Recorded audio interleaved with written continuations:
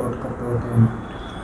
17 જૂન 2025ના રોજ એક cyber ફ્રોડની complaint નોંધવામાં આવેલી હતી ફરિયાદી દ્વારા, જે અંતર્ગત રાજકોટ શહેરના માનનીય સીપી સર, માનનીય એડિશનલ સીપી સર તથા ડીસીપી ક્રાઇમ સર નાઓની સૂચના હતી કે તાત્કાલિક તપાસ કરી અને આરોપીઓને પકડવામાં આવે. તો તે બાબતે સાયબર ક્રાઇમ પોલીસ સ્ટેશનના પીઆઈ તથા તેમની ટીમ દ્વારા તપાસ ચાલુ હતી, જેના અંતર્ગત જે ફર્સ્ટ લેયરમાં 3 એકાઉન્ટ આવતા હતા તેમાંથી એક એકાઉન્ટ ધારક વ્યક્તિ કે જે ગૌરવ નકુલભાઈ સોનવણે છે, જેનું માહિતી કઢાવતા તે પુણે મહારાષ્ટ્રમાં હોય તેવી બાતમી મળેલ હતી અને તેના આધારે ટીમ તપાસમાં ગઈ હતી. તો આરોપીને ત્યાંથી પકડી આવેલ છે અને આ આરોપીનો રોલ એવો છે કે જે એને પોતાનું એકાઉન્ટ તેના મિત્ર સચિન મોરેને આપેલું હતું કમિશન લઈ, અને તેના બદલામાં એને એકાઉન્ટનો ઉપયોગ કરવા આપેલો હતો, જેમાં તેના એકાઉન્ટમાં 8,14,000 રૂપિયા જમા થયેલા હતા. કુલ ફ્રોડ 16,67,000નો હતો.